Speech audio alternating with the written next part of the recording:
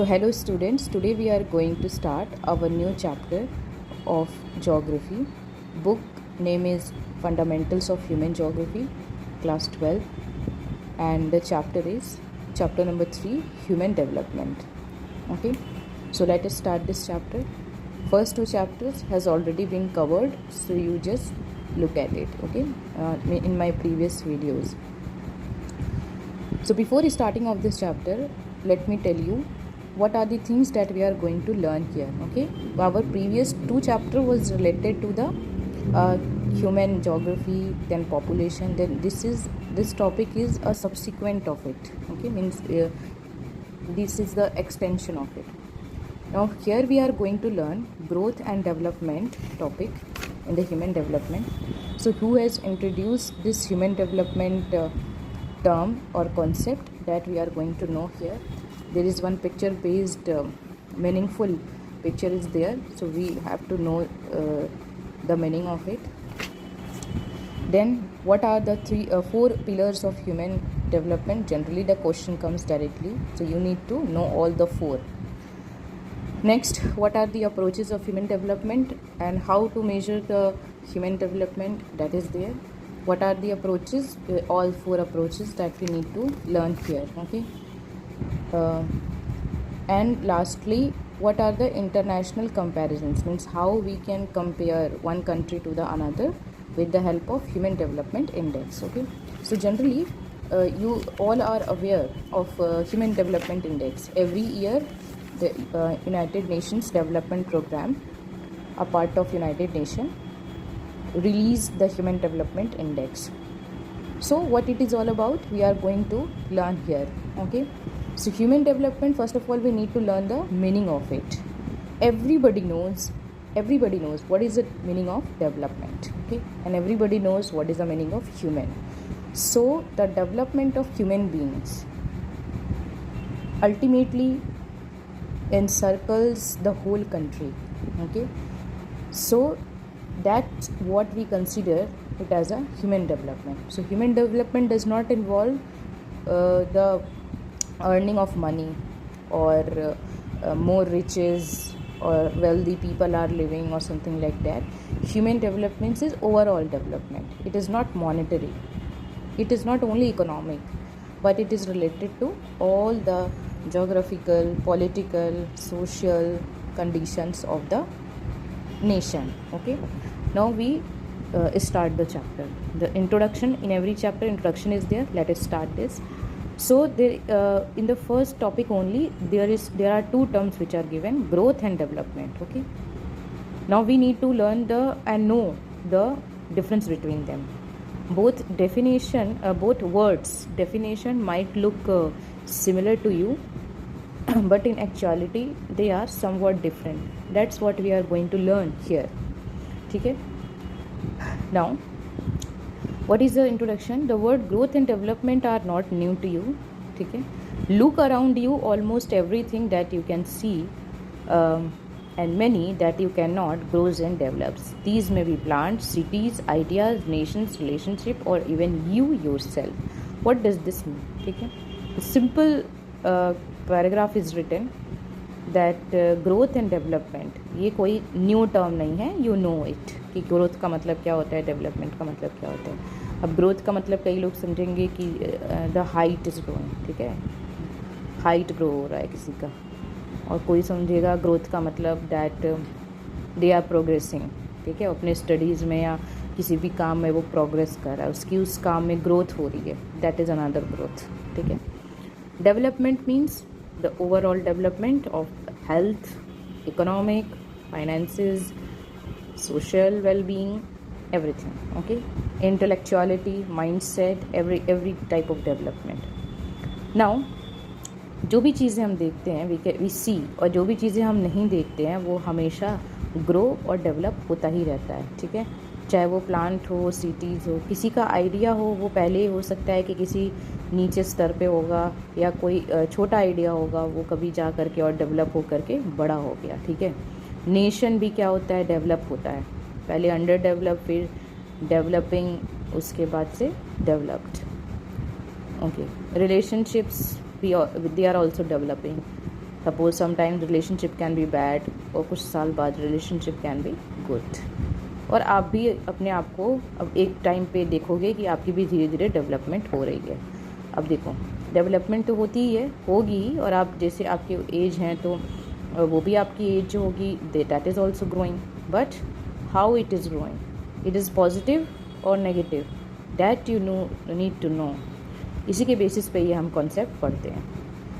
Both growth and development refers to changes over a period of time, कि एक हमेशा इसका ऐसा नहीं होता है कि ग्रोथ और डेवलपमेंट स्टैगनेंट है, कि इस टाइम पीरियड पे ही ये ग्रोथ एंड डेवलपमेंट दिख रही है, उसके बाद कुछ नहीं दिखेगी।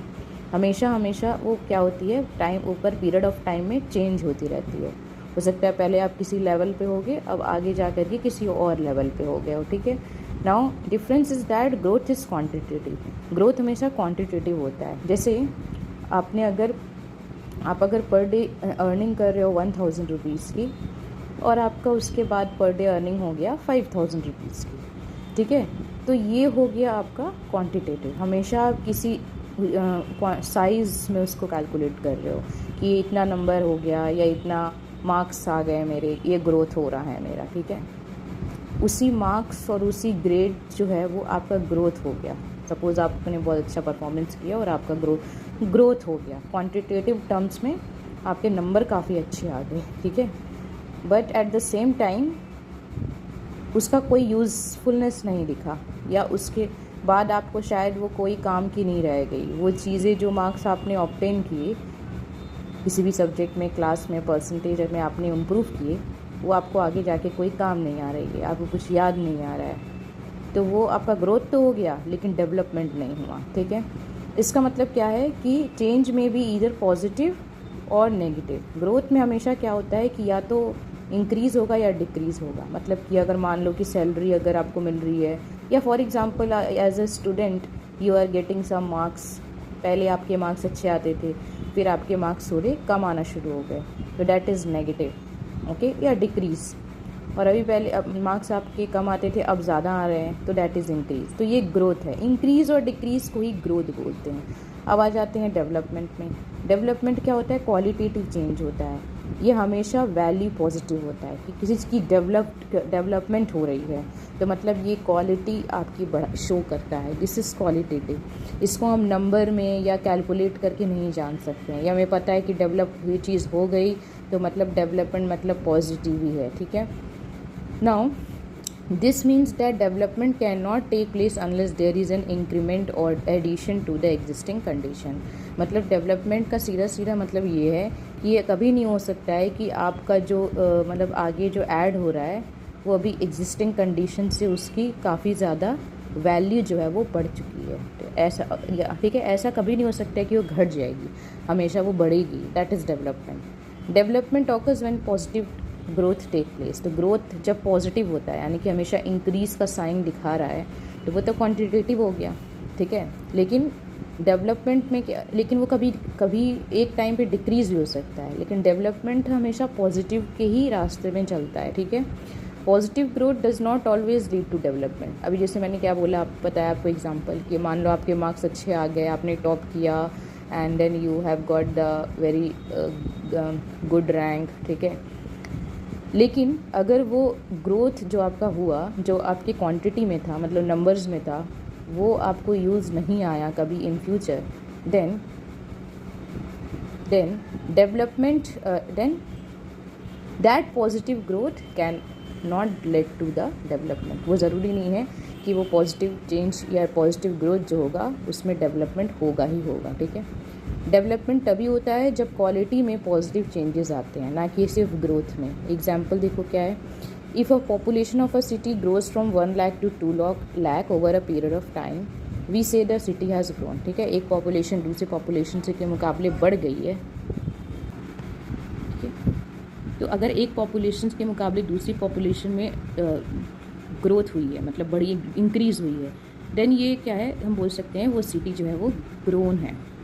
लेकिन अगर जो फैसिलिटीज़ हैं उस सिटी में मिल रही हैं लोगों को, जैसे फॉर एग्जांपल हाउसिंग, लोग अच्छे से रह रहे हैं, उन लोग का घर कच्चा पक्का घर है ज़्यादा, तो या कच्चा है, provision of basic services, sanitation की, वाटर का सप्लाई, ठीक है, ये सारी चीज़ें अगर सेम है, यानी कि सेम मतलब उसमें कोई ग्रोथ दिख ही नहीं रहा है, वो सब सेम है, बस खाली पॉपुलेशन बढ़ गई है 1 लाख से 2 लाख, बाकी सारी facilities they are same only. तो हम ग्रोथ को डेवलपमेंट के साथ कभी भी जोड़ नहीं पाएंगे, ठीक है। I hope you all have got the meaning and the difference between them. Difference अगर लिखना है तो आप सिंपल यही लिखोगे, ठीक है, कि growth is quantitative, development is qualitative. Growth can be positive और it can be negative, development can only be positive. Growth can increase or decrease, okay, at a particular period of time. Development can only increase with the positive growth, ठीक है। And next जो आप difference लिखोगे वो होगा कोई एक example, ठीक है। Now for many decades a countries level of development was measured only in terms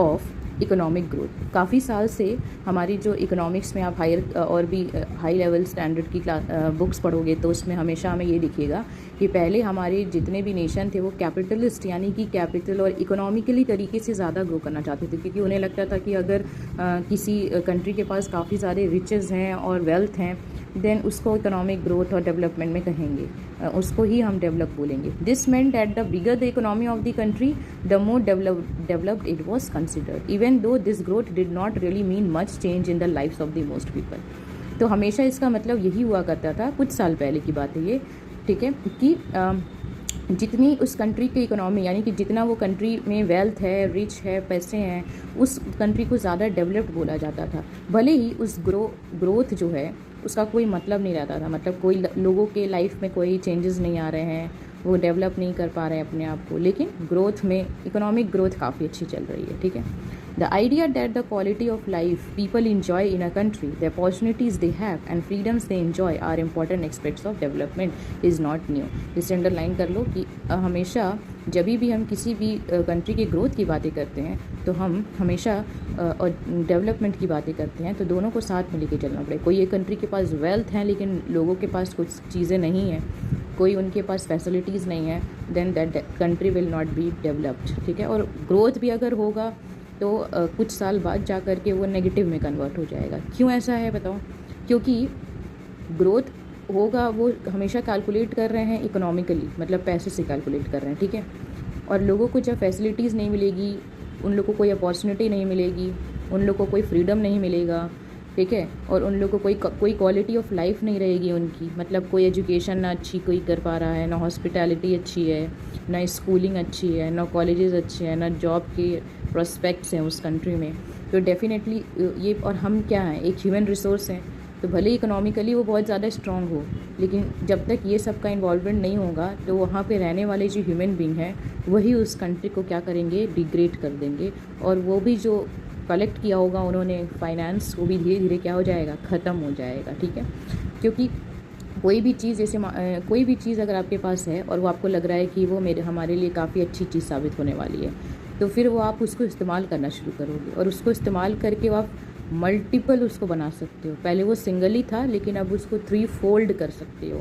तो डैट मीन्स ये सारी चीज़ें अगर इम्प्लीमेंट होंगी तो ही जा कर के इकोनॉमिक ग्रोथ का कोई मतलब बनेगा। अदरवाइज़ इकोनॉमिक ग्रोथ जितना भी करते रहो वहाँ के लोग बढ़ते रहेंगे, पॉपुलेशन बढ़ती रहेगी और अल्टीमेटली बर्डन उस कंट्री पे आएगा। लेकिन अगर ये सारी चीज़ें एक कंट्री सब अपने सुख सुविधाएं क्यों मिलती हैं, इतनी वेलफेयर स्कीम्स गवर्नमेंट क्यों चलाता है, इसलिए चलाता है कि सबको ये सारे ओवरऑल डेवलपमेंट हो सबका, ठीक है, कि जो उन्होंने इकोनॉमिक ग्रोथ किया है उसे घटाए ना लोग, मतलब कम ना करे, वो अपने सारे ये फ्रीडम और अपॉर्चुनिटी को यूटिलाइज करके इकोनॉमिक ग्रोथ को बढ़ाए रखे, खुद का भी डेवलपमेंट करे और कंट्री का भी, ठीक है। Now these ideas were clearly spelled out for the first time in the late 80s and early 90s, ठीक है। लेट 80s का मतलब क्या है, 1890s या 1895 के करीब, और अर्ली 90s का मतलब क्या है, 1901 या 1920, 1915, उस टाइम पीरियड तक ये आइडिया आया था, ठीक है। ये सारे आइडियाज़ आए थे। 2 साउथ एशियन इकोनॉमिस्ट ने इस पर काम किया और वो कौन थे, महबूब उल हक एंड अमर्त्य सेन। तो हमारी कंट्री जो है वो इंडिपेंडेंट भी नहीं हुई थी क्योंकि लेट 80s और अर्ली 90s की बात हुई है, हो रही है। हमारा कंट्री तो मिड 90s में कहीं पे जा कर के इंडिपेंडेंस मिला था उसको, ठीक है। तो ये लगभग लोग एक साथ ही थे जो काम कर रहे थे। तो महबूब उलक और अमर्त्य सेन जो इंडिया के थे और महबूब उलक जो पाकिस्तानी थे, they have started this ideas, ठीक है। इन्होंने आइडिया को कहाँ तक लेके गए, let us see this, okay. So the concept of human development was introduce by महबूब उल हक। तो महबूब उल हक जो थे उन्होंने ही ये कॉन्सेप्ट बताया है, और आपके एक्सरसाइज में भी क्वेश्चन दिया हुआ है, एमसीक्यू में ये डायरेक्टली आ जाता है, या 1 मार्क में कि ये कॉन्सेप्ट किसने बताया, ठीक है। ह्यूमन, गलती से अमर्त्य सेन मत कर देना, अमर्त्य सेन उनको हेल्प किए थे और उनके साथ थे। Dr. Huq has described human development as development that enlarges people's choices and improves their lives। तो उनका ये कहना था कि ह्यूमन डेवलपमेंट का मतलब होता है कि ऐसा डेवलपमेंट जो लोगों के अपने चॉइस से रिलेटेड हो और उनका लाइफ को इम्प्रूव कर रहा हो।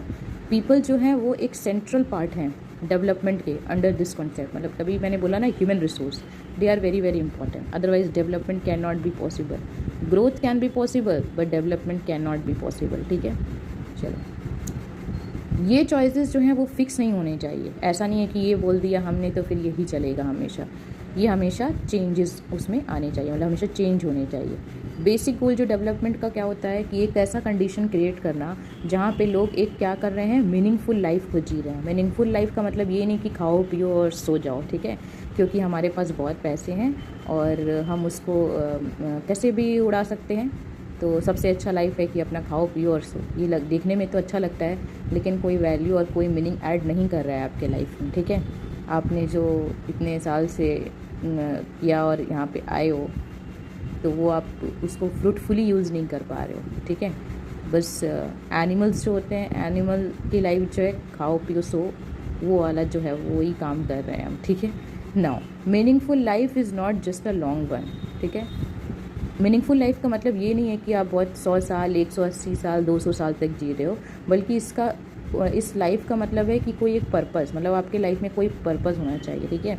जैसे स्टीव जॉब्स ने बोला था कि every person should try to put a dent on the universe. मतलब हमेशा मतलब कोई एक ऐसा, मतलब कुछ ना कुछ काम ऐसे करने चाहिए आपको जिससे कि एक डॉट यूनिवर्स में आपके द्वारा क्रिएट किया गया हो। अगर उतना आपने कर लिया तो काफ़ी बड़ी बात है। वैसे universe is very very vast, हमने 11th में पढ़ा भी है, ठीक है। लेकिन अगर आप एक डॉट भी अगर सेट कर रहे हो वहाँ पे, that can be very very good for you, okay. Now इसका मतलब क्या है, लोग हेल्दी होने चाहिए, अपने टैलेंट को डेवलप होने की कैपेसिटी होनी चाहिए, सोसाइटी में वो पार्टिसिपेट करे। ऐसा नहीं है कि सोसाइटी है लेकिन सोसाइटी में रह रहे हैं लेकिन जंगली की तरह रह रहे हैं, ठीक है, या फिर हमें कोई मतलब नहीं है, जो चल रहा है चलने दो, ठीक है, क्योंकि हमारा तो अच्छा सब चल रहा है, तो बाकी क्या सोचना है इतना सोसाइटी के बारे में, ये वो, ठीक है। लेकिन कुछ हद तक उस सोसाइटी एंड पीपल के अराउंड अस के बारे में भी सोचना पड़ता है, ठीक है। And be free to achieve their goals, मतलब कहीं भी अपना गोल जो है किसी भी तरीके से अचीव कर सकते हैं, ठीक है। उसके लिए फ्री हो, कोई भी आपको नहीं रोकेगा। उसी को बोलते हैं meaningful life. Meaningful life is nothing but a development. Now do you know Dr. Mahbub Ulaq and Professor Amartya Sen were close friends and have worked together under the leadership of Dr. Huq to bring out the initial human development report. Both these South Asian economists have been able to provide an alternative view of development. ये दोनों close friend थे और इन्होंने दोनों ये उनके leader यही थे, महबूब उलक, एंड उन्होंने ही ये इनिशियल में ह्यूमन डेवलपमेंट रिपोर्ट्स के बारे में बताया। इन दोनों का व्यू काफ़ी अल्टरनेटिव व्यू था, बहुत अलग तरीके से डेवलपमेंट का मतलब था इसका। A man of vision and compassion, ये डॉक्टर महबूब उल हक के बारे में कुछ बताया जा रहा है कि ये पाकिस्तानी इकोनॉमिस्ट थे और उनको बोला गया है विजन एंड कंपैशन, मतलब काफ़ी दूरदर्शी लोग जो होते हैं काफ़ी दूर तक देख सकते हैं। जैसे हमारे B.R. अम्बेडकर जो थे, उन्होंने भी कॉन्स्टिट्यूशन लिखा, तो बहुत सारी चीज़ें सोच के फ्यूचर के बारे में, इसके बारे में, मतलब प्रेजेंट नहीं, विजनरी थे वो, ठीक है।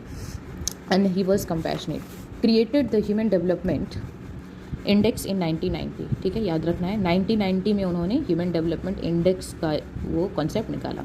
उनके मुकाबले according to him development is all about enlarging people's choice. हमेशा उनका मतलब यही है कि लोगों का चॉइस जो है वो ज़्यादा आगे बढ़ना चाहिए, ठीक है, ताकि वो लॉन्ग एंड हेल्दी लाइफ जी सके और डिग्निटी के साथ जी सके। ऐसा नहीं है कि सिर्फ लॉन्ग एंड हेल्दी लाइफ जी रहे हैं, डिग्निटी के साथ जी रहे हैं। यूएनडीपी एक ये है ऑर्गेनाइजेशन है अंडर यूनाइटेड नेशन। तो ये क्या है, ये कॉन्सेप्ट ह्यूमन डेवलपमेंट का हमेशा पब्लिश करता है ह्यूमन डेवलपमेंट रिपोर्ट के तौर पे एनुअली सिंस 1990।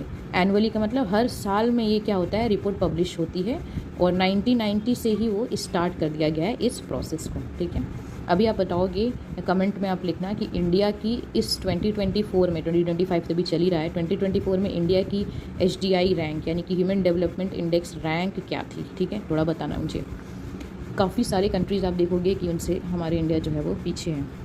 हक ने flexibility of mind and ability to think, मतलब इनका एक था कि हाँ इनका जो माइंड था वो फ्लेक्सिबल, मतलब कि ये नहीं कि सिर्फ एक ही जगह के बारे में सोच रहे हैं, एक ही तरीके से सोच रहे हैं। तो he was very capable and out of box भी है। Date can be illustrated from one of his speeches, कुछ उन्होंने स्पीच बोला तो उससे भी लोगों को पता चला कि वो काफ़ी ज़्यादा क्या है, ब्रॉड माइंडेड हैं।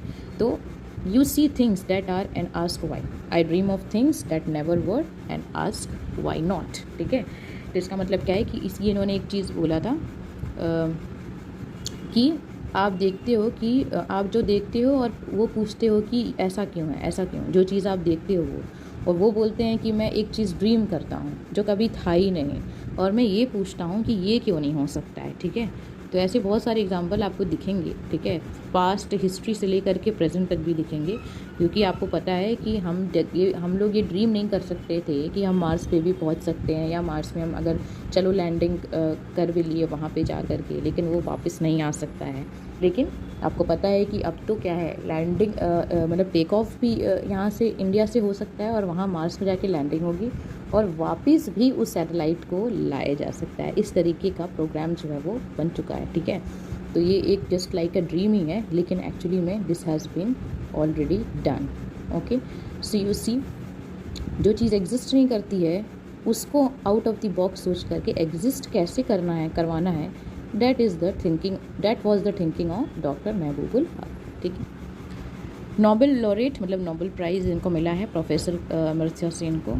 इन्होंने देखा कि इंक्रीज इन फ्रीडम और decrease in unfreedom as the main objective of development. इन्होंने ये देखा कि जब किसी को फ्रीडम मिलता है तो वो ही उनको, या अनफ्रीडम वो रहते हैं तो वो ही उनको लगता है कि एक लेवल ऑफ डेवलपमेंट शो कर रहा है। Interestingly, increasing freedom is also one of the most effective ways of bringing about development. उनको ये लगता है कि अगर किसी भी जगह का या किसी भी लोगों का अगर फ्रीडम उनको दे दी जाए, फ्रीडम इंक्रीज़ कर दी जाए, तो उसका ज़्यादा अच्छा लेवल ऑफ डेवलपमेंट दिखाई देगा। ऑब्वियस सी बात है, आपको अगर कोई बांध के रखेगा और अगर आप मतलब आपको बांध कर बोलेगा ये काम करो तो शायद नहीं करोगे, अगर मन भी करेगा तब भी नहीं करोगे, क्योंकि वो आपको फ्रीडम नहीं दे रहा है। ठीक है, लेकिन आपको अगर फ्रीडम मिल गया तो जितनी एक्सपेक्टेशन वो आपसे करेगा उससे काफ़ी ज़्यादा करके दिखाओगे। ठीक है, so his work explores the role of social and political institution and processes in increasing freedom. मतलब अमर्त्य सेन का याद रखना कि ज़्यादा से ज़्यादा उन्होंने यही बोला है कि किसी भी तरीके से, सोशली हो, पॉलिटिकली हो,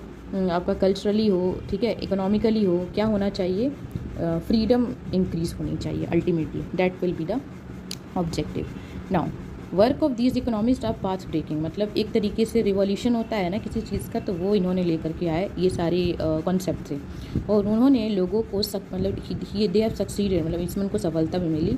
ठीक है, कि लोगों को centre of the discussion on development, मतलब कि लोगों को डेवलपमेंट के डिस्कशन में सेंट्रल रोल जो है वो हमें प्ले करवाना है। ऐसे नहीं देखना है कि हाँ you are good for nothing. ठीक है, किसी पर्सन को ऐसा हमें हाईलाइट नहीं करना है that you are waste, okay, you cannot do anything, so these are there.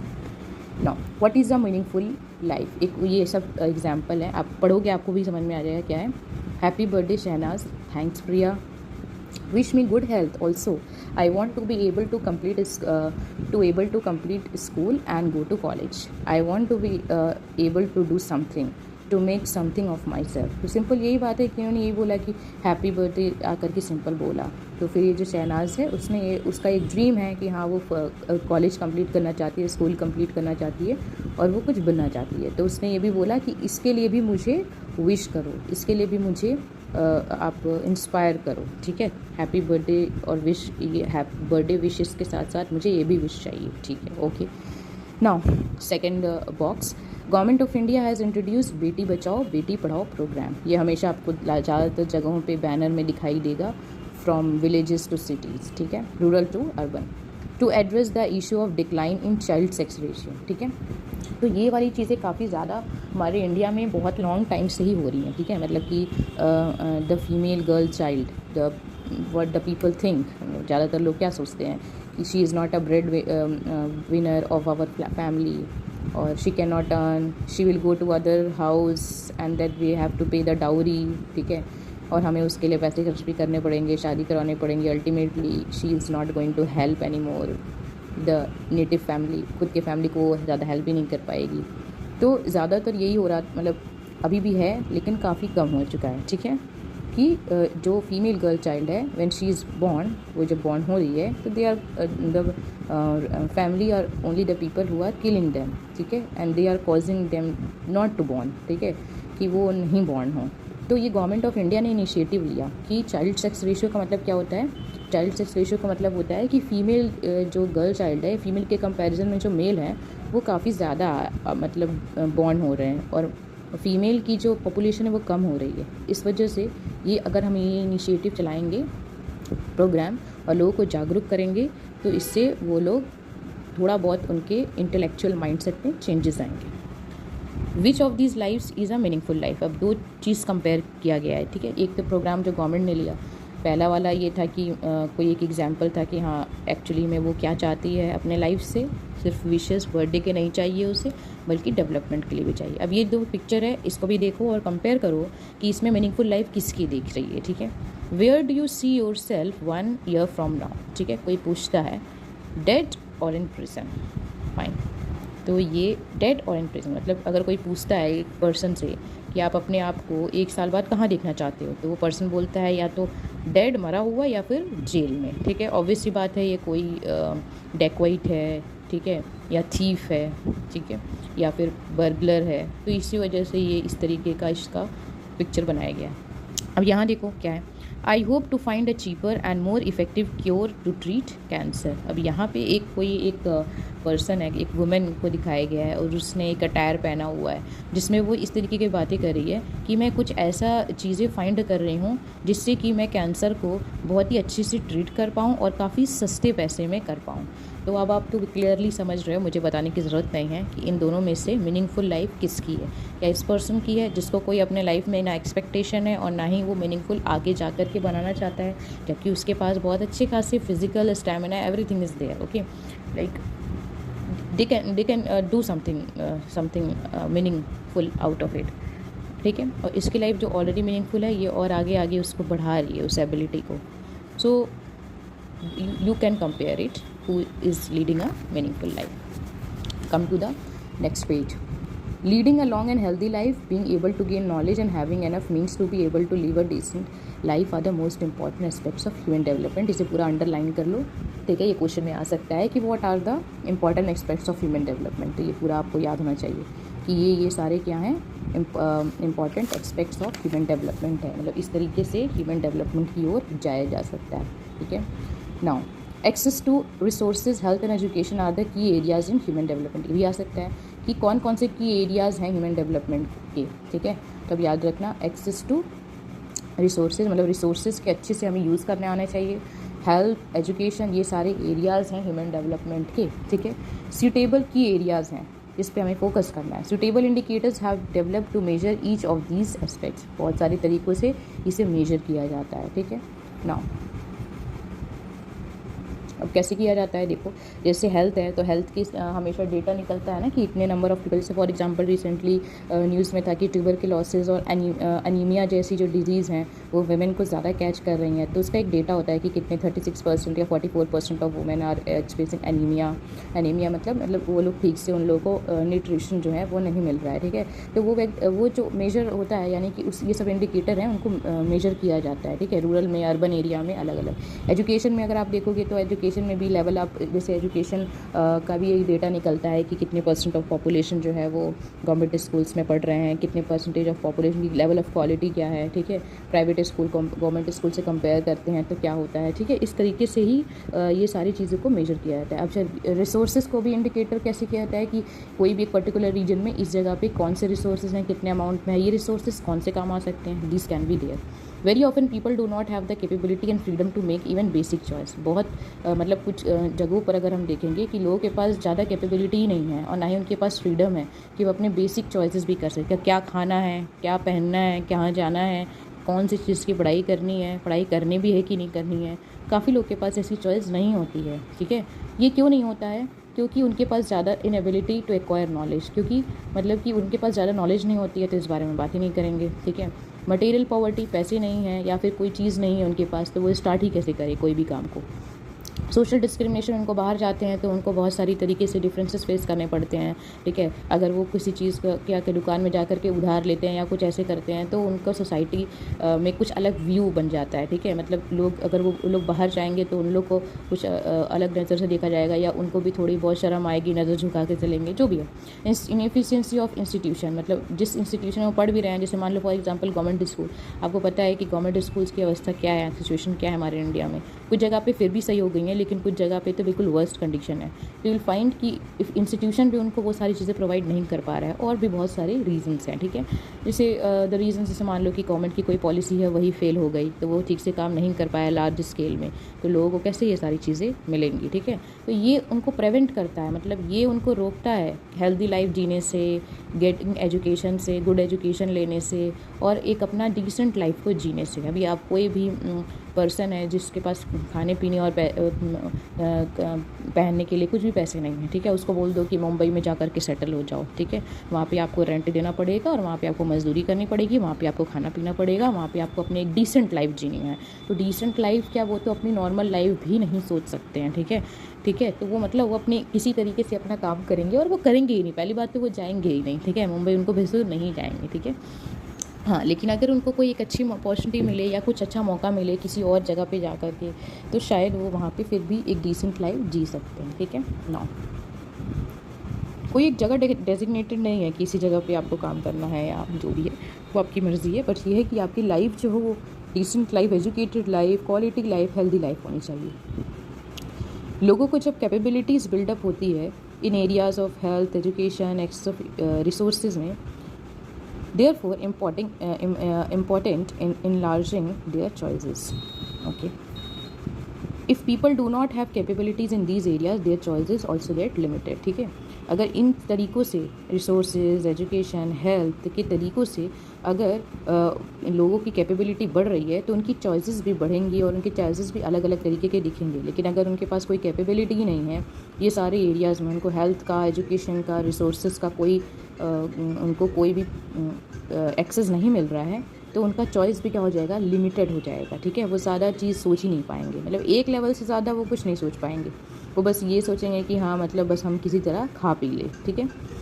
जैसे एग्जांपल है कि एक अनएजुकेटेड चाइल्ड है, वो कभी भी ये नहीं सोच सकता है कि मुझे डॉक्टर बनना है या मुझे कोई भी ऐसा बड़ा बीटेक, इंजीनियरिंग, ये सारी चीज़ें, कोर्स, ये सब चीज़ें चूज़ करनी है।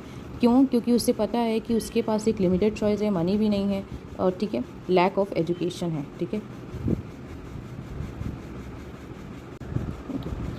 सिमिलरली अगर कोई मतलब पुअर पीपल है और वो कोई भी मतलब उसका कोई डिजीज़ हो गया है, तो वो मेडिकल ट्रीटमेंट नहीं ले सकता है, क्योंकि मेडिकल ट्रीटमेंट की जो कॉस्ट है वो काफ़ी ज़्यादा होगी, उसके पास चॉइस काफ़ी कम रहेंगे। या तो गवर्नमेंट हॉस्पिटल में जाएगा, ठीक है, और अगर वहाँ पे भी कोई क्योर नहीं हुआ या अगर मान लो कि वो डिज़ीज़ को कहीं और रिकमेंड किया जा रहा है, तो शायद वो वहाँ नहीं जा सकता है। तो that can be the problem of the education. Now we come to the 4 pillars of human development. 4 pillars हैं, ESPE या फिर E2SP ऐसे करके याद रखना है आपको। 4 पिलर्स कौन कौन से हैं? Equity, sustainability, productivity and empowerment. ये 4 क्या हैं? पिलर्स हैं। ये आपको डायरेक्टली क्वेश्चन आता है कि ये 4 पिलर्स क्या हैं ह्यूमन डेवलपमेंट के, और उन्हें डिस्क्राइब करो, ठीक है। अब हम देखते हैं सबसे पहले इक्विटी क्या होती है। इक्विटी का मतलब क्या होता है कि making equal access to opportunities available to everybody, ठीक है। The opportunities available to people must be equal irrespective of their gender, race, income, and in the Indian case, caste.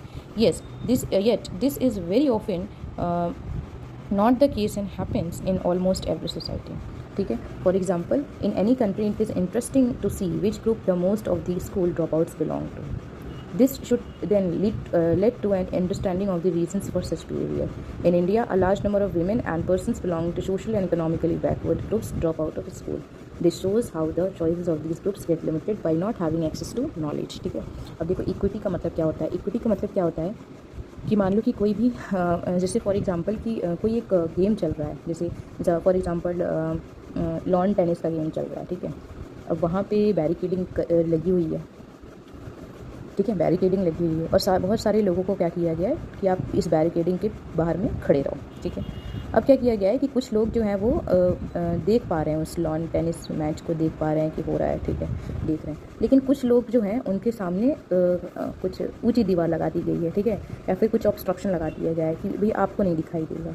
कुछ लोगों को दिख रहा है क्लियरली, कुछ लोगों को नहीं दिख रहा है। ठीक है, तो सारी चीज़ें अवेलेबल तो सबके लिए हैं। ठीक है, लेकिन वो कुछ लोगों को वही चीज़ ऑब्टेन हो पा रही है, ले पा रहे हैं उस चीज़ का फ़ायदा या लाभ, और कुछ लोग जो हैं वो उनके सामने है वो चीज़, लेकिन उनके सामने उनको कोई ना कोई प्रॉब्लम खड़ा कर दिया गया है। तो अब ये सबको अगर समान कर दिया जाए, इक्वल कर दिया जाए, और जिस लोग के सामने आप लोगों ने बैरियर रखा था, मतलब कुछ जो लोगों ने बैरियर रखा था, वो अगर हटा दिया जाए तो सभी को समान तरीके से वो मैच दिखाई देगा। तो इसी को क्या बोलते हैं, इक्विटी बोलते हैं। ठीक है, अब एक आप कंफ्यूज हो जाओगे कि मैम इक्वालिटी भी तो वही हो गया। ठीक है, कि मैम इक्वालिटी का मतलब भी तो यही हो गया। तो देखो क्या है कि इक्वालिटी का मतलब क्या है कि सबको इक्वल समझना, कि जैसे man women are equal, low high equal, poor rich people are equal. इनको कुछ भी नहीं करना है, मतलब डिस्टर्बेंस नहीं है इन लोग की। ये सब चीज़ें नहीं है कि किसी के सामने कोई वो खड़ा कर दिया गया है, रोड़ा नहीं खड़ा कर दिया गया है। सिंपल ये बोल दिया गया है कि या तो इक्वल हैं या तो अनइक्वल हैं। अगर इक्वल हैं तो इनको भी ऐसे ट्रीट करो, इनको भी वैसे करो। ठीक है, या इनको भी ये इंपॉर्टेंस देना है।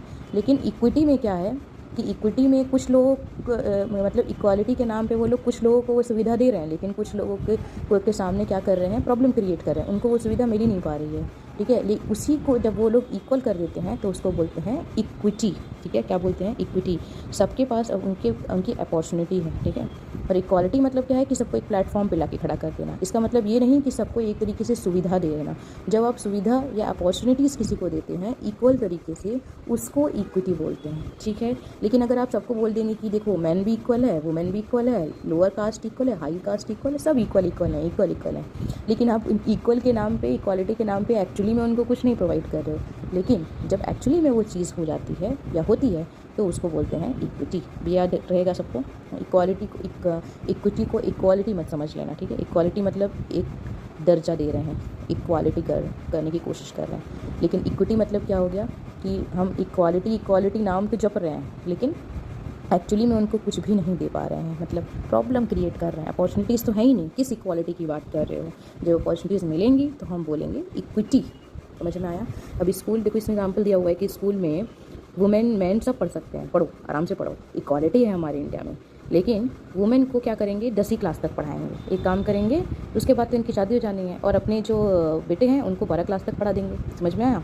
या बैकवर्ड ही क्लास का तो है ये, तो ये बैकवर्ड क्लास का है तो कितना पढ़ लेगा वो, थोड़ा सा पढ़ेगा, उसके बाद तो उसको वही सारे काम करने हैं। तो हम इक्वालिटी है, स्कूल में पढ़ रहा है, सबके साथ पढ़ रहा है, लेकिन इससे ज़्यादा नहीं पढ़ रहा है। इससे ज़्यादा इसको अपॉर्चुनिटी हम देंगे ही। इसके बाद इसको जैसे अपने मन से पढ़ना है पढ़े, नहीं मन कर रहा है मत पढ़े। ठीक है, अगर ये सारी चीज़ें हो रही हैं तब इक्वालिटी है, लेकिन इक्विटी नहीं। इक्विटी तभी आती है जब हम क्या करते हैं, उन्हें एक्चुअली में इक्वालिटी देते हैं, उनको सुविधा अपॉर्चुनिटीज़ देते हैं। I hope this is understood by everybody. उनके रास्ते में बैरियर नहीं क्रिएट करते हैं, दैट इज़ इक्विटी। ठीक है, अब ये समझ में आया। याद रखना, वुमेन मैन दोनों को राइट है, कोई भी काम कर सकते हैं। ठीक है, लेकिन कुछ लोग ये अपोज करेंगे कि women can not do this thing, women can not do that thing, ऐसा बोलेंगे ना, और उनके सामने प्रॉब्लम क्रिएट कर देंगे।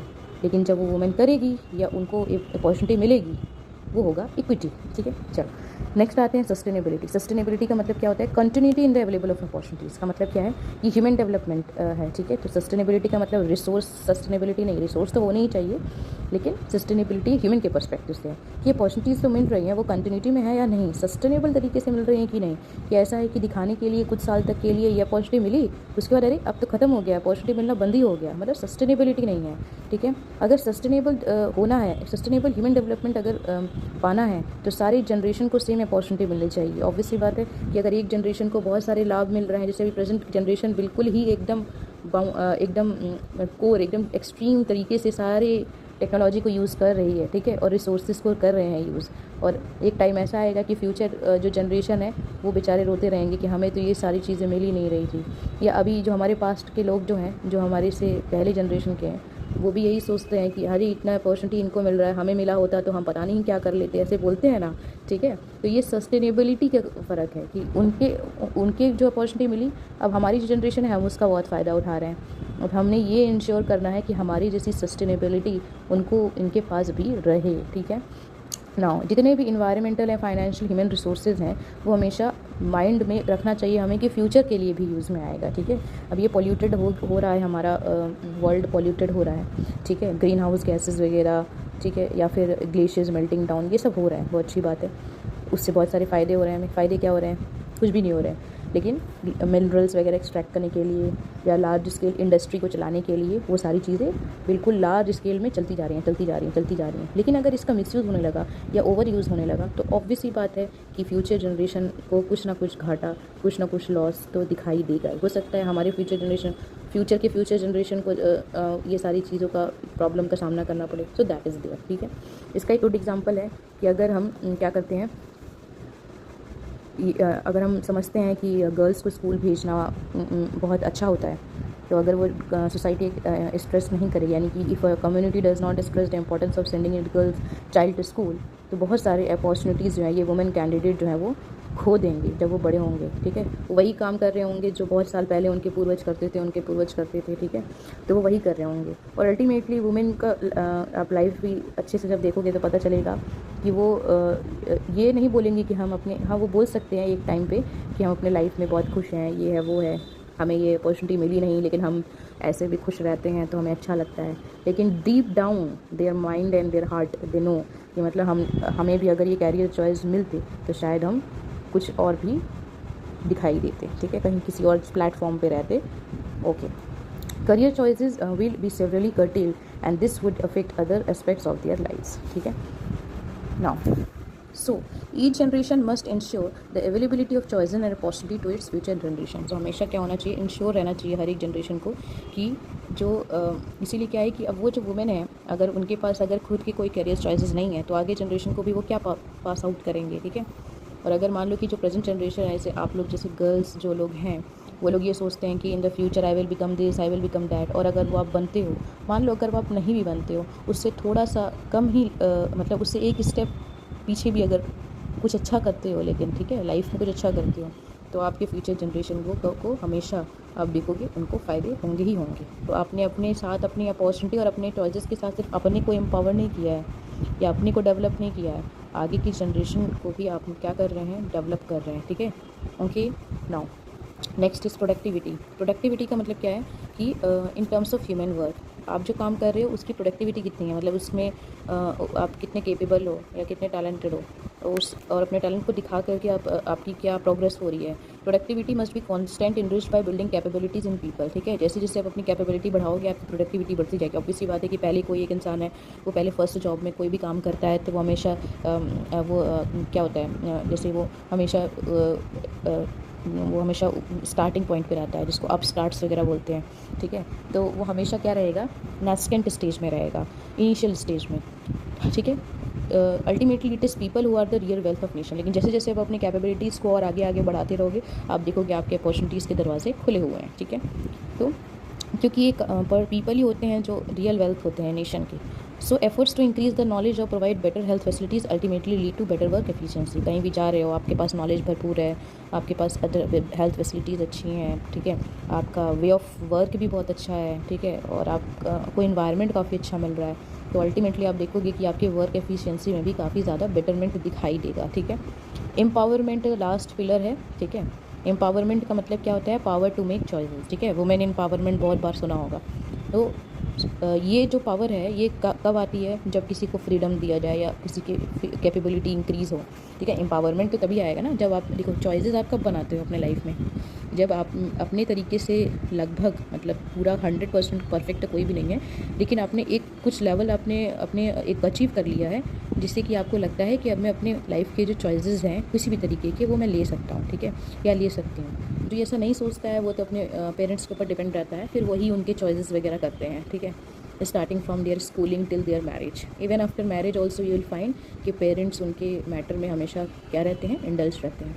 लेकिन अगर आप एम्पावर्ड हो, अगर किसी ने आपको एम्पावर कर दिया, फ्रीडम दी, आपके पेरेंट्स ने आपको फ्रीडम दे दी कि आप बिल्कुल, आपके पास चॉइस है that you can do any इसका स्टडी, ठीक है, you can opt for any course, आप किसी भी कोर्स में जा सकते हो, हाँ, लेकिन आपके पास कैपेबिलिटी है, हाँ, आपको पता है कैपेबिलिटी आप कर सकते हो, हाँ कर सकते हो। अगर मान लो उसमें फेल भी हो गए, फिर भी आप बोलोगे कि मैं कुछ लेवल तक तो पहुँच ही जाऊँगा या कुछ लेवल तक पहुँच ही जाऊँगी, तो उस तरीके का कॉन्फिडेंस जो होता है वो एम्पावरमेंट से ही होता है, ठीक है। Good governance and people oriented policies are required to empower people. अगर जैसे कंट्री की बात की जाए तो एक पर्सन की बात हो गई, लेकिन अगर कंट्री की बात की जाए तो अगर वहाँ पे एक अच्छा गवर्नमेंट चला रही है और वो लोग हमेशा पीपल ओरिएंटेड पॉलिसीज़ को लाते रहते हैं, तो हमेशा एम्पावर पीपल मतलब होंगे वो लोग, ठीक है। तो ये ज़रूरी है कि एक कंट्री में गुड गवर्नेंस होना और पॉलिसीज़ उस तरीके की लाना। The empowerment of social and economically disadvantage group is of special importance. तो हमेशा ज़रूरी है कि जो पिछड़े हुए हैं, जो सामाजिक तरीके से, ठीक है, या फिर इकोनॉमिक तरीके से जो डिसएडवांटेज लोग हैं, उनको स्पेशल इंपॉर्टेंस देना, ठीक है। ये एम्पावरमेंट का क्या है, एक तरीका है, ठीक है। तो हमने 4 पिलर्स पढ़ लिए, equity, sustainability, productivity and empowerment. अभी मुझे लगता है ये आपको समझ में आ गया होगा, ठीक है। नेक्स्ट हम बढ़ते हैं अप्रोचेस टू ह्यूमन डेवलपमेंट पे, ठीक है। तो अप्रोचेस क्या क्या हैं, अप्रोचेस मतलब क्या क्या चीज़ों के आधार पे ह्यूमन डेवलपमेंट को सेट किया जाता है, ठीक है। अप्रोचेस क्या क्या है, मतलब ये अच्छा, मतलब ये पिलर्स जो थे ये थे कि ह्यूमन डेवलपमेंट होने चाहिए, इस तरीके से होने चाहिए, इक्विटी होनी चाहिए, सस्टेनेबिलिटी।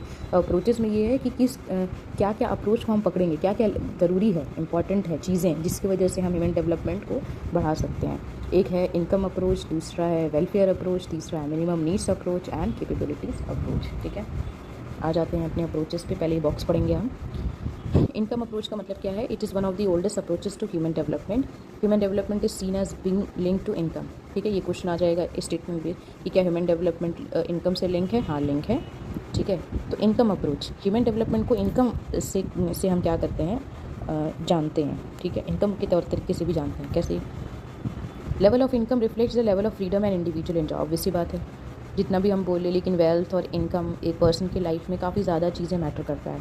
इवन आप देखोगे कि जिसका पास बहुत अच्छी इनकम होती है या वो अर्न कर रहे हैं, तो उनके चॉइसेस भी उस हिसाब से बदल जाते हैं, और जिसका कम इनकम होता है उनके पास भी चॉइसेस लिमिटेड रहते हैं, या उनके चॉइसेस भी कुछ उनके अकॉर्डिंग बदलते हैं, ठीक है। तो अगर उसके पास, किसी भी पर्सन के पास अगर इनकम काफ़ी ज़्यादा है और ठीक है, तो वो बताता है कि कितने लेवल ऑफ इंडिविजुअल जो फ्रीडम है वो एंजॉय कर रहा है, मतलब अपने हाथ में एज अ पावर वो कैसा फील कर रहा है। जितनी ज़्यादा इनकम होगी उसकी उतनी लेवल ऑफ ह्यूमन डेवलपमेंट होगी। ये हो गया इनकम अप्रोच। इस तरीके से हम ह्यूमन डेवलपमेंट को इनकम से कंपेयर कर रहे हैं। अब है वेलफेयर अप्रोच। वेलफेयर का मतलब क्या है कि बेसिक नीड या फिर कल्याण करना, ठीक है।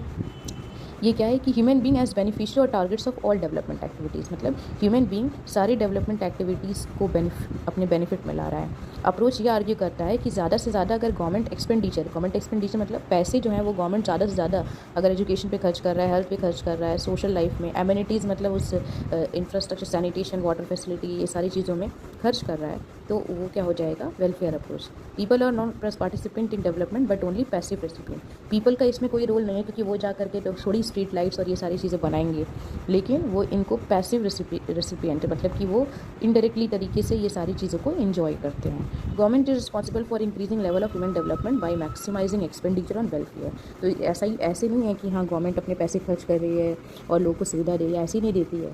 ये इसमें इन लोगों का क्या होता है, ह्यूमन डेवलपमेंट होता है। एक कंट्री का ह्यूमन डेवलपमेंट इंडेक्स डिसाइड होता है कि हाँ कौन से रैंकिंग पे है, ठीक है। बेसिक नीड्स अप्रोच क्या है, ये किसने प्रपोज किया था, इंटरनेशनल लेबर ऑर्गेनाइजेशन, ILO एक ऑर्गेनाइजेशन है, UN के अंडर है, ठीक है। और ये basically work, social and welfare of the workers के लाइफ के बारे में ही काम करते हैं, ठीक है। तो ठीक है, इन्होंने ही सबसे पहले ये बताया था, ILO ने। 6 बेसिक फैसिलिटी इन्होंने बोला कौन कौन सी, health, education, food, water supply, sanitation and housing were identified. Question of human choices ignored, मतलब कि इसमें ह्यूमन का चॉइस को इग्नोर कर दिया गया है, बल्कि ये सारी चीज़ें स्टार्टिंग बोल दी गई हैं कि हाँ यही चीज़ें जो हैं बेसिक चीज़ हैं, ठीक है। इसलिए बोला है बेसिक नीड्स अप्रोच।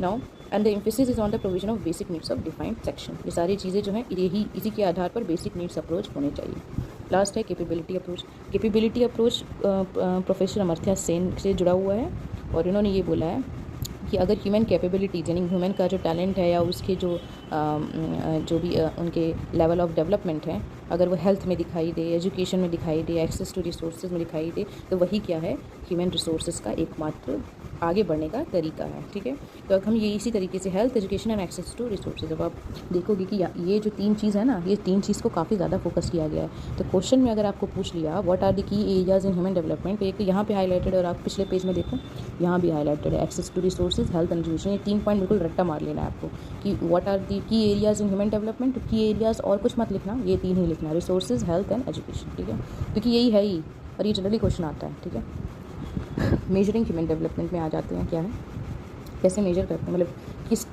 चीज़ से मेजर करते हैं और कैसे करते हैं। कोई ऐसा नहीं है कि कोई स्केल लेते हैं हम या फिर कुछ कैलकुलेटर ऐसा इस तरीके से कुछ करके, इसका एक तरीका होता है, उस तरीके से किया जाता है। ठीक है, मतलब पॉइंट में कुछ इसके मार्क्स होते हैं। ठीक है, just like CGPA system type का।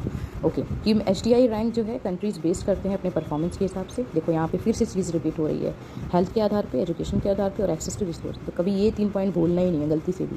ये रैंकिंग जो होता है ये 0 से लेकर के 1 तक होता है। ठीक है, मतलब 0 से लेकर 1 तक, मतलब बीच में बहुत सारे पॉइंट वाले भी रैंकिंग होंगे। ठीक है, that a country earns performance record in the key areas of human development. ये सारे जो की एरियाज़ हैं, health, education and access to resources, इन्हीं के आधार पर ये डिसाइड होता है।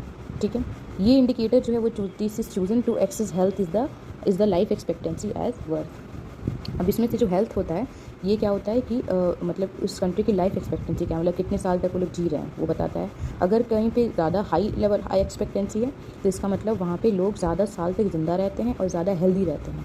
एडल्ट लिटरेसी रेट, मतलब ये दूसरा एजुकेशन से रिलेटेड है। And the gross enrolment ratio, याद रखना GER, ग्रॉस एनरोलमेंट रेशियो का मतलब होता है कि कितने लोग उस साल में या एक पीरियड ऑफ टाइम पे उस स्कूल में या उस कॉलेज में भर्ती हैं, मतलब कितने लोग एडमिशन लिए हैं, एनरोलमेंट है। ठीक है, तभी सारी स्टूडेंट्स वगैरह की रिकॉर्ड वगैरह जाती है कि कितने लोग इस क्लास में और कितने लोग इस इंस्टीट्यूशन में पढ़ रहे हैं। ठीक है, तो लिटरेसी रेट कितनी है वो दिखाता है। Number of adults who are able to read and write and the number of children enrolled in school show how easy or difficult it is to access to knowledge in a particular country। मतलब ये country में कितने लोग जा रहे हैं, admission लिया उन्होंने, पढ़ रहे हैं। ठीक है, स्कूल्स में जा रहे हैं, कितने लोगों को पढ़ना लिखना आता है, वो एक कंट्री का एक्सेस दिखाता है, एक्सेस टू नॉलेज शो करता है। एक्सेस टू रिसोर्सेज, मतलब ये देखो यहाँ पे ये जो लास्ट पॉइंट है एक्सेस टू रिसोर्सेज, वही बता रहा है थोड़ा ब्रीफ में। एक्सेस टू रिसोर्सेज का मतलब क्या है, this is measured in terms of purchasing power. ठीक है, इन US डॉलर। परचेजिंग पावर मतलब कि जैसे हर एक जैसे पर कैपिटा इनकम जो होता है, हर एक जो पर्सन है उसकी कितनी इनकम है, एवरेज निकाला जाता है कि एक पर्सन जो वहाँ पे रह रहे हैं उनके कोई भी सामान को ख़रीदने में कितनी कैपेबिलिटी है, मतलब उन लोगों का इनकम लेवल क्या है, उसका एवरेज जो होता है उसको परचेजिंग पावर बोलते हैं। ठीक है, ईच ऑफ दीज डायमेंशन ज़्यादातर US डॉलर में होता है क्योंकि US डॉलर की वैल्यू काफ़ी ज़्यादा हाई है और ये इंटरनेशनली एक्सेप्टेबल करेंसी है। ठीक है, कोई और करेंसी का यूज़ अभी तक नहीं हुआ है, US डॉलर ही सबसे ज़्यादा प्रेवलेंट है। Each of these dimension is given a weightage of 1/3, 1/3 का वेटेज देता है, यानी कि एक तिहाई भाग होता है एजुकेशन का, एक तिहाई भाग होता है हेल्थ का, एक तिहाई भाग होता है रिसोर्सेज का। Human development index is the sum total of the weights assign to all dimension. ठीक है, ये सारे तीनों जो हैं कौन कौन से हैं, health, education and access to resources, ये तीनों डायमेंशन को ये कंसिडर करता है। The closer a score is to 1 the greater is the level of human development. अब ये 0 और 1 के बीच में काफ़ी सारी 0.7, 0.5, 0.4 ऐसे करके आ रहे हैं। अब 1 के जो नंबर में क्लोज होगा, जैसे 0.9 हो गया या 0.8 हो गया या 0.85 हो गया, तो उसमें ये शो होगा कि वो जो कंट्री जो है वो क्या है, उसका high level of human development है। अगर मान लो किसी का 0.11 है तो वो लो ह्यूमन डेवलपमेंट है, जो किसी का 0.4 है तो वो लो है। ठीक है, किसी का 0.9 है, देखो एग्जांपल है कि अगर किसी का स्कोर आ रहा है 0.983 तो उसका क्या होगा, human development index very high होगा। किसी का 0.268 है तो उसका मतलब वेरी लो है। ठीक है, ह्यूमन डेवलपमेंट इंडेक्स मेजर करता है, मेजर्स अटेनमेंट इन ह्यूमन डेवलपमेंट। अटेनमेंट मतलब क्या होता है कि किसी चीज़ को पाना, और पाना और कुछ नहीं है, यही हेल्थ, एजुकेशन और एक्सेस टू रिसोर्सेज है। तो ये मेजर करता है कि ये सारी चीज़ें इन्होंने कितनी कलेक्ट की हैं, अटेनमेंट कितना है इनके, कितने पाया है इन्होंने। ये रिफ्लेक्ट करता है कि क्या अचीव किया है, एक ही areas of human key areas अभी आपको मैंने बताया, health, education and access to resources, यही है। Yet it is not the most reliable measure, लेकिन ये रिलायबल मेजर नहीं है। ज़रूरी नहीं है कि ये इसी से सब कुछ बताते हैं। मतलब ये है कि ये तीनों को की एरियाज़ मान लिया गया है, लेकिन की एरियाज़ और भी बहुत है, ठीक है।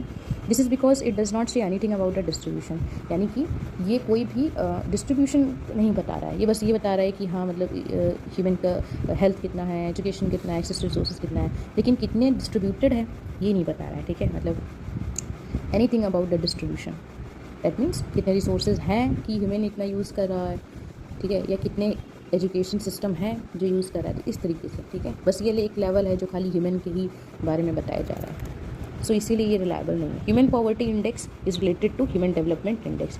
ह्यूमन पॉवर्टी इंडेक्स और ह्यूमन डेवलपमेंट इंडेक्स दोनों एक ही ऑर्गेनाइजेशन मेंटेन करते हैं, और वो है UNDP, united nation development programme. This index measures the shortfall in human development. ये जो ह्यूमन पॉवर्टी इंडेक्स है ये शॉर्टफॉल दिखाता है ह्यूमन डेवलपमेंट पे। ऑब्वियसली बात है, पॉवर्टी का कोई भी जगह का हम पॉवर्टी कैलकुलेट कर रहे हैं, पॉवर्टी रेट, तो वो तो ऑब्वियसली बात है कि शॉर्टफॉल ही दिखाएगा। नेक्स्ट आते हैं, एक बॉक्स है जिसको हम पढ़ते हैं। 1990 से यूएनडीपी जो है पब्लिश कर रहा है ह्यूमन डेवलपमेंट रिपोर्ट, हर एक साल में करता है। ये क्या करता है, रैंक वाइज रिपोर्ट निकालता है सारे मेंबर कंट्रीज़ की, उनके लेवल ऑफ डेवलपमेंट के अकॉर्डिंग।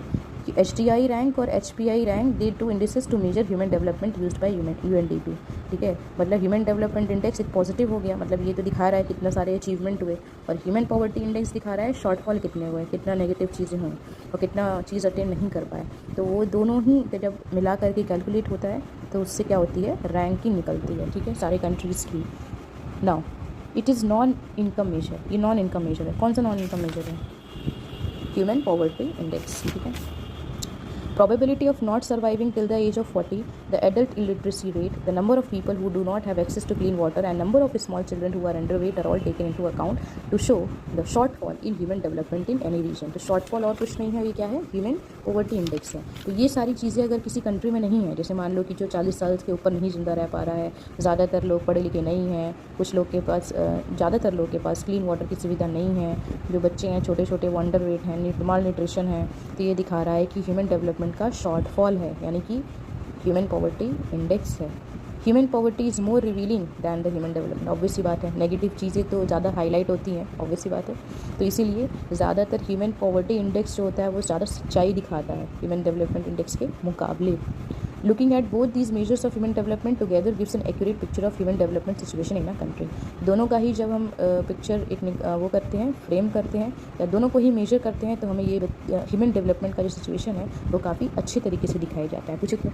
क्योंकि अगर मान लो कि सिर्फ ह्यूमन डेवलपमेंट का ही मेजरमेंट करके बताया जा रहा है तो वो सारी पॉजिटिव रहेंगे, लेकिन शॉर्टफॉल भी बताया जा रहा है, मतलब ह्यूमन पॉवर्टी इंडेक्स भी बताया जा रहा है, तो मतलब कुछ ना कुछ प्रॉब्लम भी है, और प्रॉब्लम पे ही तो काम करना है, ठीक है। The ways to measure human development are constantly being refined and newer ways of capturing different elements of human development are being researched. अलग अलग तरीके से अभी काफ़ी रिसर्च चल रही है कि ह्यूमन डेवलपमेंट हमको हम और तरीके से कैसे शो करें, कैसे क्या करें, हमेशा वो रिफाइन और नया नया तरीका लाते रहते हैं। रिसर्चर्स ने ये फाइंड किया कि जो लिंक है लेवल ऑफ करेक्ट, मतलब रिसर्चर्स है फाउंड लिंक्स बिटवीन, कुछ जब ये आगे रिसर्च किया गया तो लोगों को पता चला कि लेवल ऑफ करप्शन भी है, पॉलिटिकल फ्रीडम भी है इन अ पर्टिकुलर रीजन, मतलब पॉलिटिकल फ्रीडम भी लोगों के पास है, अपना तरीके से इलेक्शन वगैरह कर सकते हैं, प्लस लेवल ऑफ करप्शन भी है, करप्शन भी हो रहा है, ठीक है। There is also a discussion regarding a political freedom index, एक पॉलिटिकल फ्रीडम इंडेक्स भी है, ठीक है, कि मतलब लोगों को अपने ही कैंडिडेट को वोट देने का अधिकार है, ठीक है, या फिर करप्टेड तो नहीं है वो।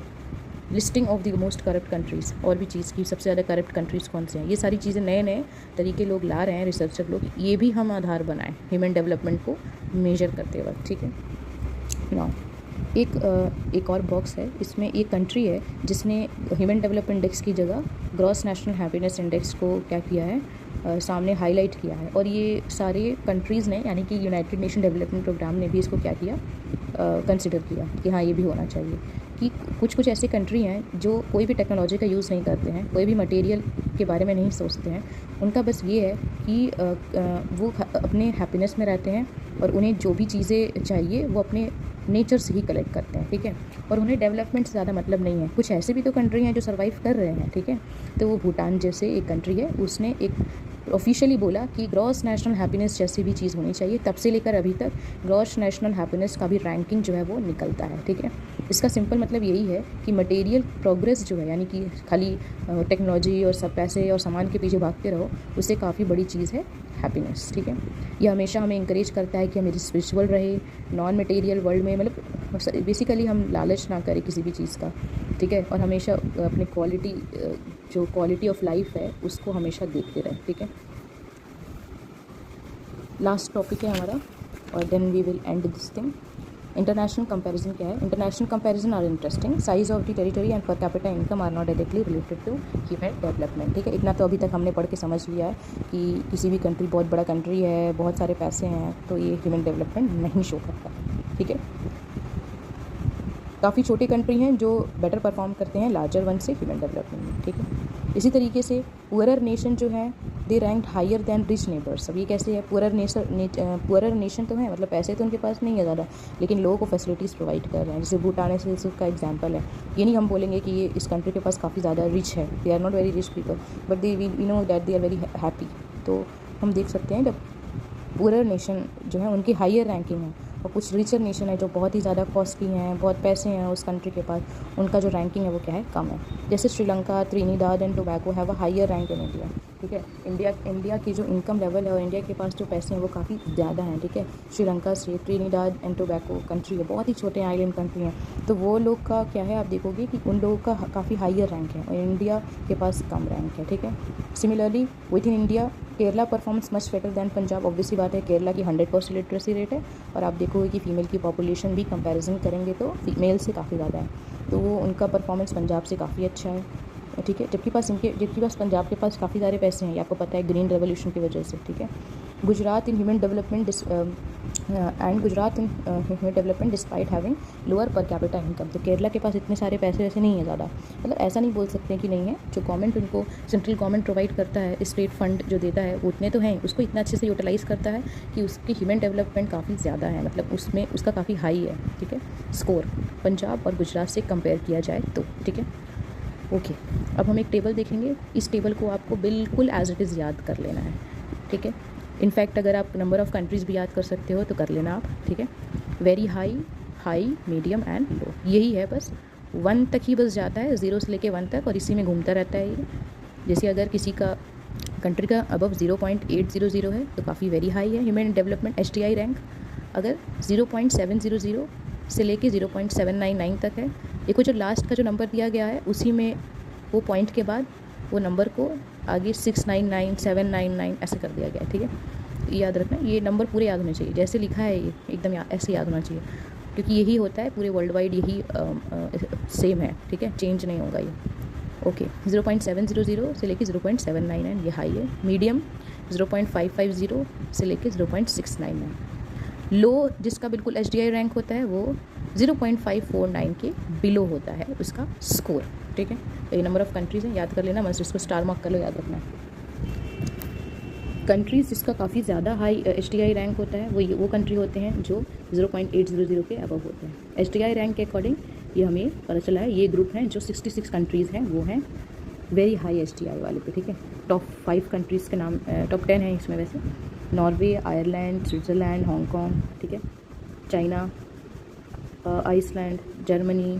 चाइना इसमें और हांगकॉन्ग इसलिए लिखा हुआ है क्योंकि चाइना है और हांगकॉन्ग चाइना ने कैप्चर किया, मतलब चाइना हमेशा उसको अपना पार्ट समझता है, ठीक है। अभी फ़िलहाल ऐसे ऑफिशियली नहीं है लेकिन उसका ही पार्ट है। Iceland, Germany, Sweden, Australia, Netherlands and Denmark. अब ये सारे कंट्रीज़ ज़रा देखो, ये सारे कंट्रीज़ टॉप 10 कंट्रीज़ हैं HDI रैंक, ठीक है। इसमें मैं एक पॉइंट नहीं भूलूंगी आपको बोलना कि ये जितने भी टॉप 10 कंट्रीज़ हैं इसमें आप देखोगे जो विमेन हैं इनकी जो इम्पोर्टेंस है और इनकी जो रोल है वो काफ़ी ज़्यादा है। मतलब ये इन सारी कंट्रीज़ में विमेन बहुत ज़्यादा तरीके से प्रोग्रेस कर रही हैं। ये सारी कंट्रीज़ में प्रोग्रेस कर रही हैं विमेन, इसलिए ये सारे जो कंट्रीज़ हैं ये काफ़ी हाई हैं, ठीक है। क्या है? काफ़ी हाई HDI रैंक है। अच्छा, इसमें देखो क्या है कि किसी में ना डबल वो लिखा हुआ है नंबर, जैसे चाइना, हांगकॉन्ग और आइसलैंड का 4 दिया हुआ है, तो ये मत समझना कि ये नंबर में गलत हुआ है। ये क्या है, आपका नंबर जो है ना वो ये कर दिया गया है, मतलब कि ओके नो, ये नंबर में ही गलत लग रहा है क्योंकि 5 और 9 तो है ही नहीं। सो इट विल बी 1 2 3 4 5 6 7 8 9 10, ठीक है। चलो आगे बढ़ते हैं। High level of development human development group has 53 countries, यही उस टेबल को डिस्क्राइब किया गया है। Providing education and health care is an important government priority, ठीक है। ये जो हाई वाला जो कंट्रीज़ हैं हाई HDI रैंक के, इनका अभी थोड़ा सा सुधार करना थोड़ा ज़रूरी है, जिससे एजुकेशन और हेल्थ केयर पे, otherwise they are good. Countries with higher human development are those where a lot of investment in social sector has taken place. मतलब लोगों के पीछे काफ़ी काम किया गया है, तभी वो सारे ह्यूमन डेवलपमेंट में आगे हैं. लोगों के पीछे बहुत इन्वेस्टमेंट की गई. आप खुद ही देखो ना, चाइना में अगर आप देखोगे कि वहाँ पे जैसे जब ये ओलंपिक्स गेम होते हैं तो चाइना में देखोगे आप बहुत सारे लोग जो है मतलब नंबर 1 पे रहता है वो मेडल्स में. ठीक है, तो इसका मतलब कि इंफ्रास्ट्रक्चर में जो स्पोर्ट फैसिलिटीज़ वो लोग दे रहे हैं ओलंपिक के लेवल का, वो तो काफ़ी अच्छा ही दे रहे होंगे ना. लोगों से तो बनवा नहीं रहे होंगे, उन्होंने पैसा इन्वेस्ट किया है लोगों के ऊपर कि लोग को ये फैसिलिटीज़ मिले और ये गेम खेले, और ये गेम खेलेंगे तो ओलंपिक में जीतेंगे. ठीक है, although a higher investment in people and good governance has set this group of countries apart from the others. देखो क्या है कि हाई लेवल ऑफ इन्वेस्टमेंट किया है लोगों ने, मतलब गवर्नमेंट ने इन लोगों के ऊपर, और अपना गवर्नमेंट ने भी बहुत अच्छा काम किया है, तो इसीलिए सारी कंट्रीज से ये थोड़ा सा अलग है. Try to find out the percentage of countries income spend on these sectors. ठीक है, परसेंटेज होता है कि ये सारे के सारे हेल्थ सेक्टर, एजुकेशन सेक्टर में कितना परसेंटेज इन्होंने कंट्रीब्यूट किया है. You will notice that many of these countries have the former imperial powers. The degree of social diversity in these countries is not very high. ठीक है, okay. सो अब क्या देखोगे, ये सारी कंट्रीज़ में जो हाई लेवल वाले हैं, कि बहुत सारी जो कंट्रीज़ हैं इन्होंने इम्पेरियल पावर का यूज़ किया है. मतलब ये ज़्यादातर किसी न किसी कंट्री को उन्होंने एम्पावर किया है, मतलब उनको कंट्रोल किया है. तो इनमें सोशल डाइवर्सिटी इन कंट्री में ज़्यादा नहीं है. Many of these countries with high human development score are located in Europe. देखो यूरोप में ही है, डेनमार्क है, नीदरलैंड्स हैं, स्वीडन है, जर्मनी है, नॉर्वे है, आयरलैंड है, स्विट्जरलैंड है, आइसलैंड है, ये सारे यूरोप में है. तो ये आपको तो पता ही है कि यूरोप का तो हिस्ट्री रहा है कि सारे दूसरे specially south east Asian Nations में जाकर के क्या करना, कैप्चर करना, कंट्रोल करना है ना. तो आप देखोगे कि ये लोग काफ़ी ज़्यादा इम्पेरियल पावर पर ध्यान देते हैं, मतलब हम दूसरे पे जाकर के राज करेंगे, ऐसा कुछ था इनका. तो इसीलिए इनके यहाँ पे सोशल डाइवर्सिटी सब एक तरीके के दिखते हैं लगभग. ठीक है, तो इन्होंने, और हाँ एक और बात हम ये नहीं भूलेंगे कि यहाँ पे इंडस्ट्रियलाइजेशन भी पहले आया था. ठीक है, तो there are striking number of non European countries also have made it to the list. लेकिन बहुत सारे नॉन यूरोपियन कंट्रीज़ में, जैसे देख लो ये ऑस्ट्रेलिया हो गया, चाइना हो गया. ठीक है, ये लोग काफ़ी सही हैं. ठीक है, इवन आप देखोगे सऊदी अरेबिया भी हो गया, ये लोग कंट्रीज़ काफ़ी ज़्यादा क्या है, हाई डेवलपमेंट इंडेक्स शो कर रहे हैं. ठीक है, तो ये लोग तो यूरोपियन कंट्रीज़ हैं, ये दो तो एशियन कंट्रीज़ हैं. So countries with medium level of human development form the largest group. ये देखो आप यहाँ पे कि मीडियम जो है, लेकिन इसमें 37 है. ठीक है, number of countries there 37 only form the largest group. There are 37 countries in the medium level of human development. Most of these are countries which have emerged in the period after the second world war. बहुत सारे countries इस medium वाले में इतने सारे हैं कि form the मतलब इतने सारे हैं कि आप देखोगे कि वो क्या कर रहे हैं कि वो वर्ल्ड वॉर के टाइम के बाद वो लोग आगे उभर रहे हैं, मतलब कुछ अपना डेवलपमेंट शुरू किया उन्होंने. Some countries form this group were former colonies while many others have emerged after the breakup of the erstwhile Soviet Union in 1990. ठीक है, कई कंट्रीज हम ये देखते हैं कि वो किसी की कॉलोनी थी. जैसे हमारी इंडिया मीडियम डेवलपमेंट इंडेक्स में ही आती है, याद रखना. उसकी रैंकिंग कितनी है वो आप बताओगे. ठीक है, तो वो लोग के ऊपर आपको पता है हमारे ऊपर ब्रिटिश लोगों ने कैप्चर कॉलोनी बनाई थी हमें. ठीक है, तो और कई जो देश हैं वो सोवियत यूनियन, पहले यूएसएसआर था और अब रशिया है, तो वो ब्रेक होने के बाद वो लोग बने हैं. ठीक है, many of these countries have been rapidly. ठीक है, एक चीज़ याद रखना, इसमें यहाँ पे लिखा हुआ है कि countries with medium level of human development form the largest group, but यहाँ पे ऐसा नहीं है. यहाँ पे 66 है सबसे लार्जेस्ट. ठीक है, जो वेरी हाई है, बाकी तो सारी कम ही है. लार्जेस्ट वाले मतलब हाई ह्यूमन इंडेक्स वाले ज़्यादा हैं. ठीक है, okay. Many of these countries have rapidly improving their human development score by adopting more people-oriented policies and reducing social discrimination.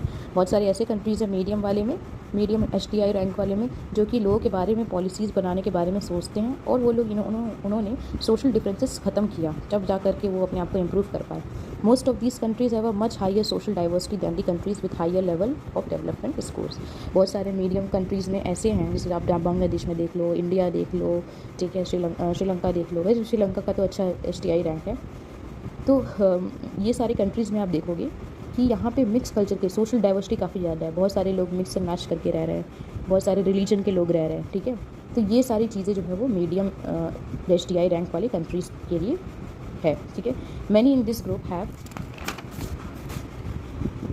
Faced political instability and social uprisings at some point of time in their recent history. पूरा India का history अगर याद करो तो हमारा पूरा का पूरा Indian history uprising, revolution, fighting, ये सबसे रिलेटेड है, नेशनल मूवमेंट से रिलेटेड है. तो ये सारे कंट्रीज़ यहीं से उभर कर आए हैं. As many as 33 countries record low levels of human development. तो अभी हमने देखा कि यहाँ पे 33 कंट्रीज़ जो ऐसे हैं जो कि लो लेवल ऑफ डेवलपमेंट जो है वो शो कर रहे हैं. ठीक है, अब ये क्या है, इसमें देखो इसका क्या है, A large proportion of these are small countries which have been going through political turmoil and social instability in the form of civil war, famine or a high extent of diseases.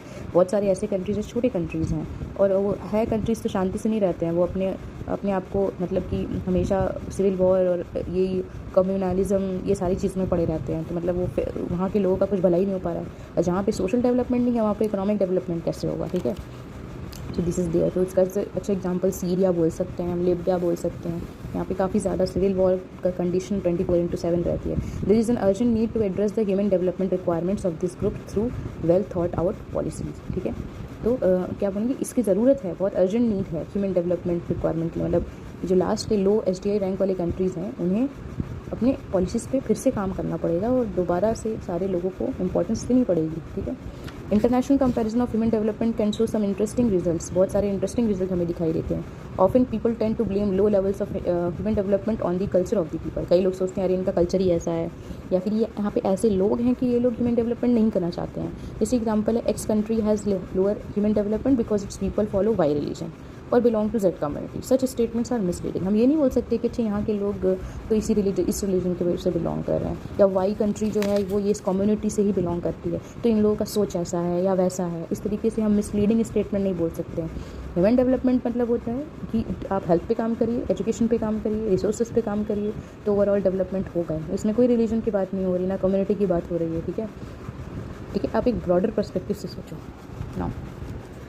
To understand why a particular region keeps reporting low or high levels of human development, it is important to look at the pattern of government expenditure on the social sector. तो काफ़ी ज़्यादा ज़रूरी है कि हमें क्या सोचना है कि गवर्नमेंट कितने खर्च कर रही है सोशल सेक्टर पे, मतलब लोगों पे कितना खर्च कर रहे हैं, ठीक है। Political environment of the country and the amount of freedom people have is also important. लोगों के पास चॉइस कितनी है, लोग अपने लीडर को चुन पा रहे हैं तो क्या उससे बात बता पा रहे हैं, ठीक है, ये इंपॉर्टेंट है। फ्रीडम है कि नहीं, ये इंपॉर्टेंट है। Countries with high level of human development invest more on the social sector. हमेशा अपने लोग के बारे में और सोसाइटी के बारे में और लोगों को फैसिलिटीज़ प्रोवाइड करने के बारे में हाई SDI रैंक वाले कंट्रीज़ हमेशा सोचते रहते हैं। And are generally free from political turmoil and stability. और हमेशा क्या होता है कि जो राजनीतिक जो झगड़े दंगे फसाद ये सब होते हैं उनसे हमेशा वो बचते हैं। ऐसा नहीं है कि बिल्कुल नहीं होता है, लेकिन उससे हमेशा वो बचने की कोशिश करते हैं, अपने सोल्यूशंस निकालते हैं। Okay, distribution of the countries resources is also far more equitable. Distribution, एक कंट्री का रिसोर्सेज को कैसे इस्तेमाल कर रहे हो और कितने लार्ज स्केल में डिस्ट्रीब्यूटेड है, तो वो भी एक क्या होता है, ह्यूमन डेवलपमेंट को शो करता है। On the other hand, places with low level of human development tend to spend more on defence rather than social sector. देखो ये भी एक बात है कि जो कंट्रीज़ हैं, जो प्लेसेस हैं, जो लो level of development human development present कर रहे हैं, वो ज़्यादा से ज़्यादा स्पेंड कर रहे हैं डिफेंस में। मतलब हम लड़ाई में कैसे जीत जाए, या किसी कंट्री को हम आने ना दे, या यहाँ पे अगर कोई कुछ कर रहा है, या यहीं पे अगर कोई सरकार या गवर्नमेंट के खिलाफ आवाज़ उठा रहा है तो उसको हम कैसे चुप कर पाए, मतलब जो भी है, तो वो डिफेंस में ज़्यादा खर्च कर रहे हैं कि हम अपने आप को बचाव करके रखेंगे। सोशल सेक्टर में उनका कोई इंटरेस्ट नहीं है, तो वो ज़्यादा से ज़्यादा लो है। This shows that these countries tend to be located in areas of political instability. Obviously बात है कि यही शो कर रहा है कि ये कंट्रीज़ ऐसी जगह पे लोकेटेड है जहाँ पे हमेशा पॉलिटिकली इंस्टेबिलिटी होता रहता है, कुछ ना कुछ प्रॉब्लम आते रहते हैं। And have not been able to initiate accelerated economic development. और काफ़ी लंबे समय से इन्होंने कोई भी इकोनॉमिक लेवल ऑफ डेवलपमेंट का कोई भी इनिशिएटिव नहीं लिया है, ठीक है। मतलब कि हम इकोनॉमिकली नहीं ग्रो होना चाहते हैं, हमारे पास डिफेंस है, तो अगर कोई भी हमारे सामने आएगा या हमें अटैक करने की कोशिश करेगा तो हम उससे अपने आप को बस बचाएंगे। अभी हमें इकोनॉमिक डेवलपमेंट की ज़रूरत नहीं है, या हम नहीं करना चाहते हैं, दैट्स ऑल, ठीक है। Only 2 MCQ is given and both MCQs are very very easy, ठीक है। Which one of the following best describes development, that will be the second point, positive change in quality. Second है, कौन से scholar ने introduce किया है human development का concept, आपको अच्छे से पता है, डॉक्टर महबूबुल हक, that will be the second answer, ठीक है। दोनों का ही थर्ड है, CA एंड CA, ठीक है, याद रखना। Okay, thank you everyone.